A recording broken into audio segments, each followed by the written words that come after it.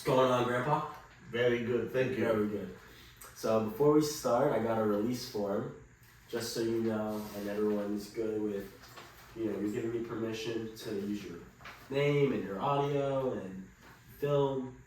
So if you can write your name in print, you can use the table if you want. Up there.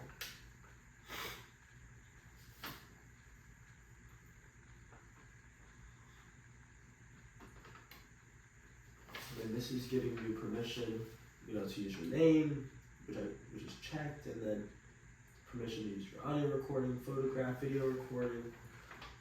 So it allows, my class to view it. No problem. And then you're giving me permission. Everything. Boom. Alright. So, we're gonna do an interview. Okay. On the Mezuzah. Alright. Okay. So, what is the Mezuzah? Well, it's a symbol. Okay. Okay. It's a symbol that it was created many, many, many years ago. Okay. It's part of the Torah. Mm-hmm. It's a script in there with one of the most important prayers. And what is the prayer? The Shema. Uh-huh. So this is the most important prayer in the Jewish tradition. What separates the Shema from all the others? No, they're the same, but the most important one is the one that Shema. That's the one that you should do every morning when you wake up, every night when you go to sleep, because this is praying to God. Yeah. Okay, this is the actual Shema. The Mezuzah also is a very important because that separates you from the others. You are Jewish. This is a symbol that creates that your home is a Jewish home, and you must have it all the time in the on the wall, just as you go into the house or exiting the house. And does it protect the house? God is always with you there. God is always watching. So, how did you, first hear or see the Mezuzah? Did your family have it back in Cuba? Oh yes. You grew up with it? This we grew up since I remember having knowledge. Yeah. And I was a young boy when they first had it. As a matter of fact, sometimes we even wear one.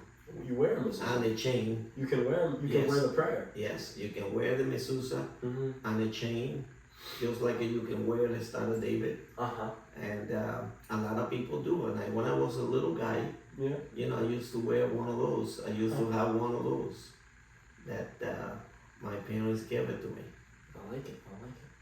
So, I guess it represents that God is always with you. He's always protecting you. Watching that is correct. That's always watching for you, and that you are always with God. So kind of like what we just talked about with Grandma, the evil eye. So it's kind of like the evil eye. It protects you from everything. It just it is. It's a symbolic.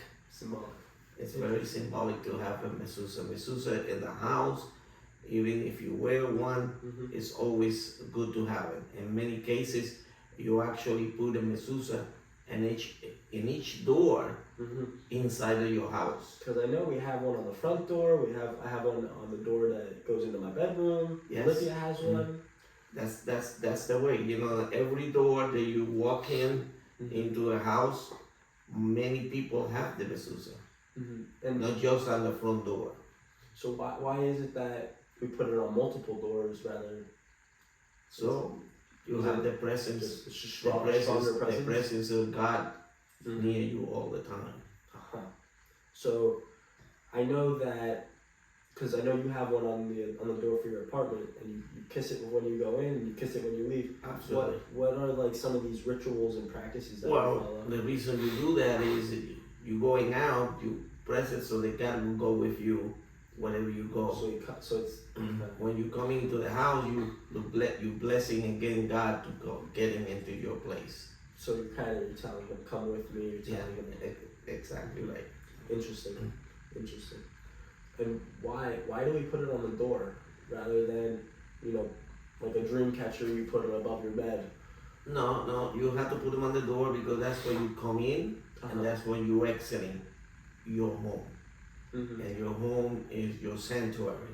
Yeah.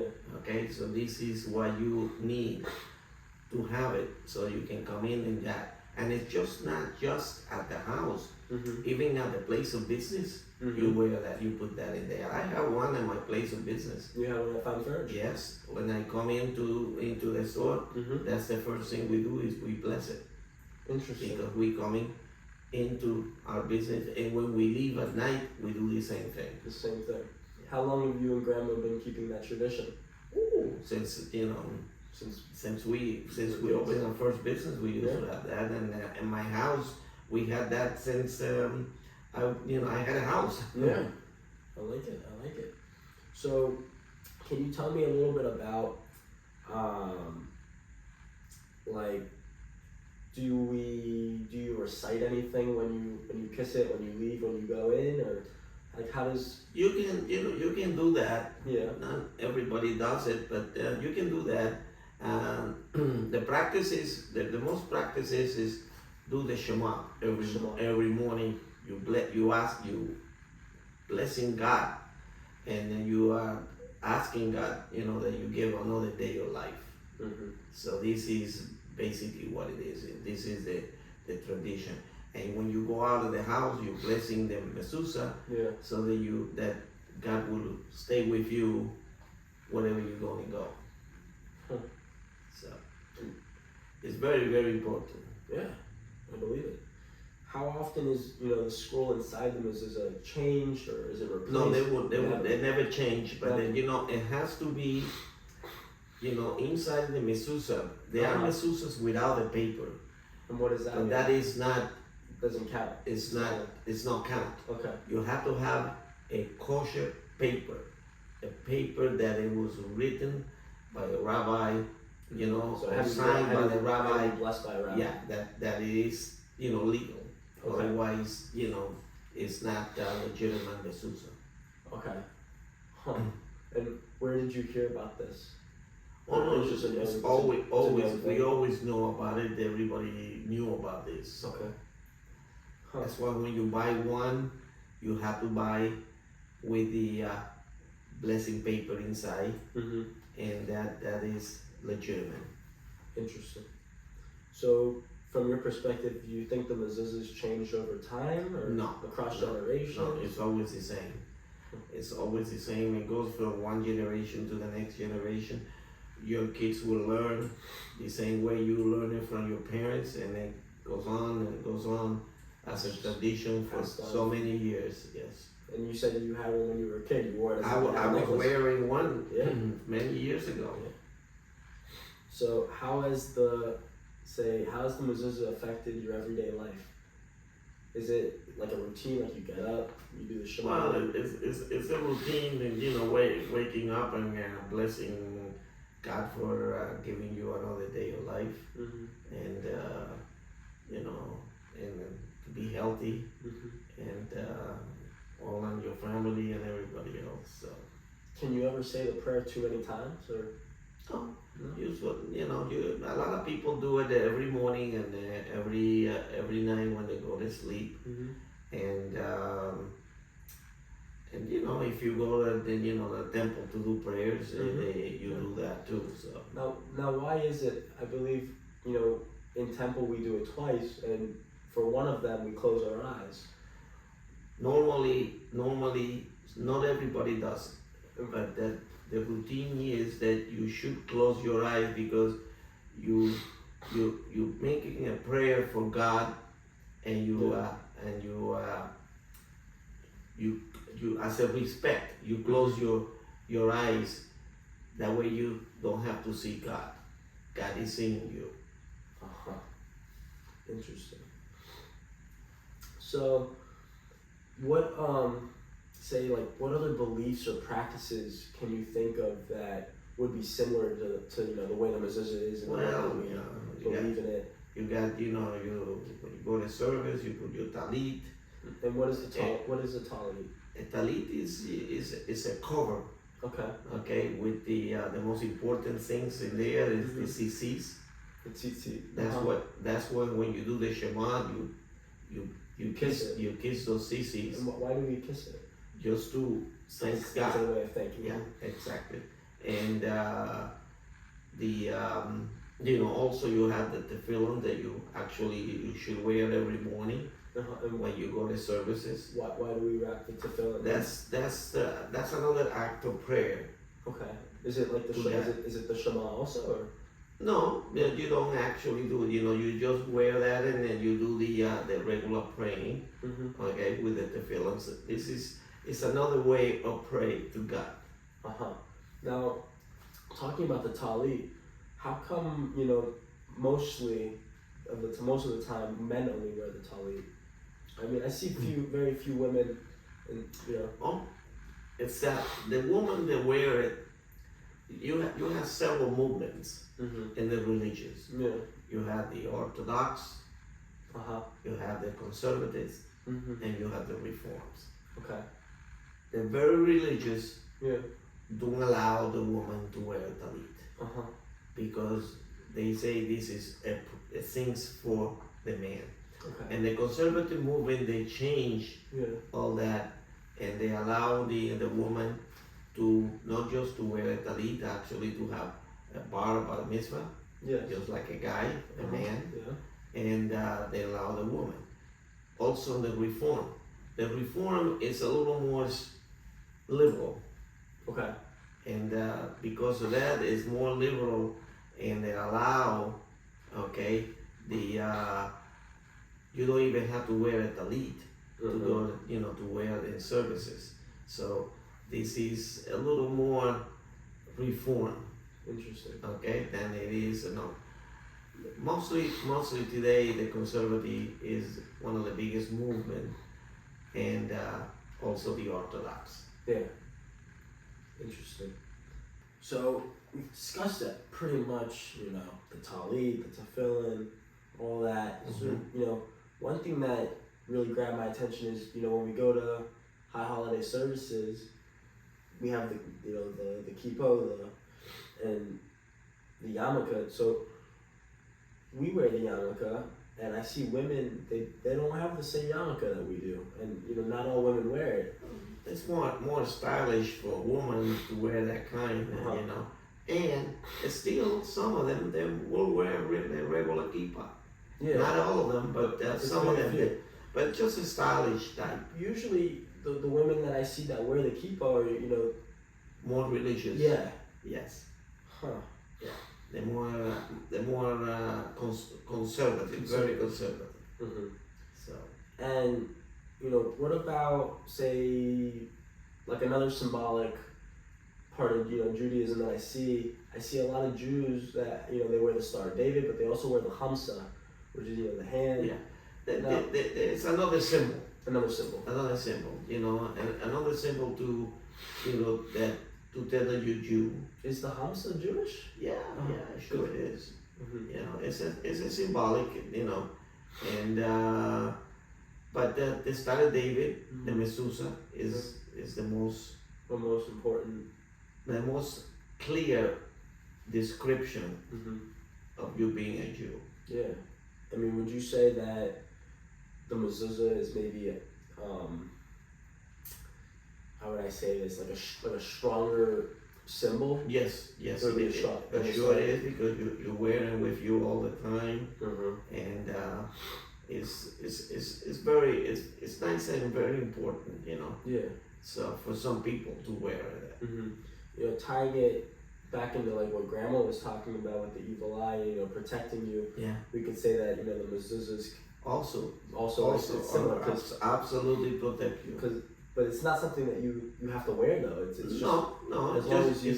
It's actually a belief that you believe in that you believe in God, and God is with you. And if you believe in God, God is always with you. So as long as I say the prayer, kiss my mezuzah, going in, going out, show my respect. You give him a concern that you believe in God, and that's the most important thing. If you don't believe in God, then all that doesn't do you any good. Doesn't do anything.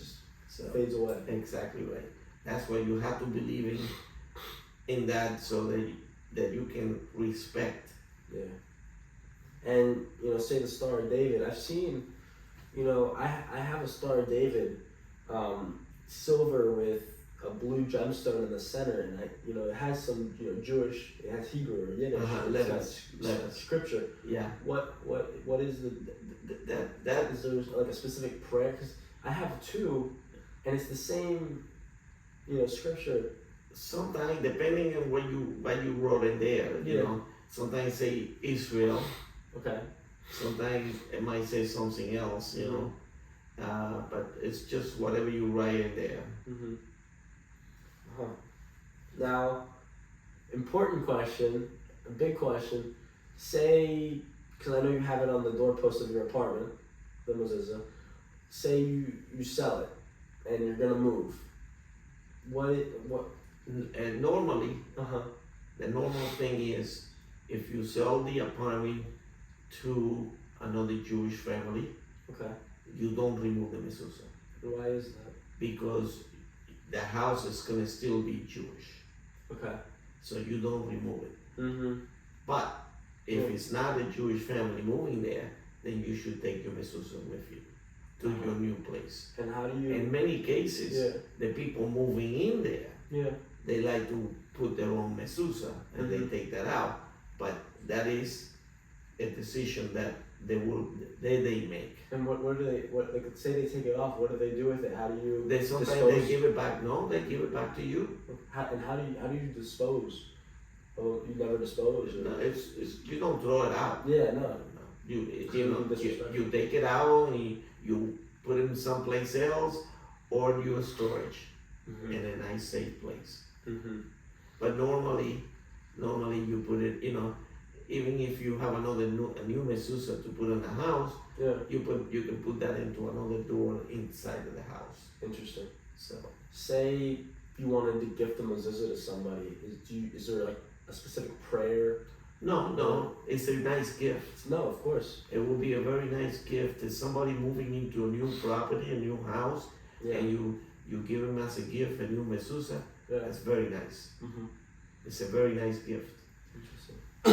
And say the Shema prayer in the Torah I've read, it's not super long, it's not super short. What else is in the mezuzah? Is it just the Shema or is The other- Shema is one of the most important prayer. Yeah. But they have all the Torah's prayers. Torah portions or Yes, the Torah portion that is the blessing of the property of the house Mhm. where you live, and those are the prayers that it is in the mezuzah. So when you said that earlier, when you kiss the mezuzah, God is coming with you. Is there a prayer inside that resembles that, or is It it? doesn't say that you're going with God. Okay.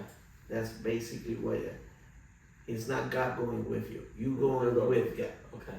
Okay, and when you come into the house, you're blessing because you're going into the house, so you're thanking, Yeah. getting home.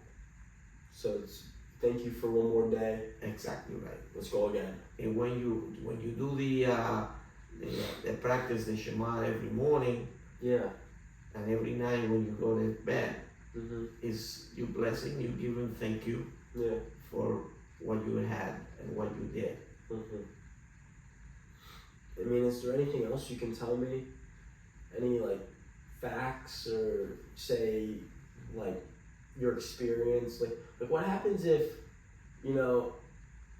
what does it mean when your mezuzah breaks, or what happens say what happens if the thing rips?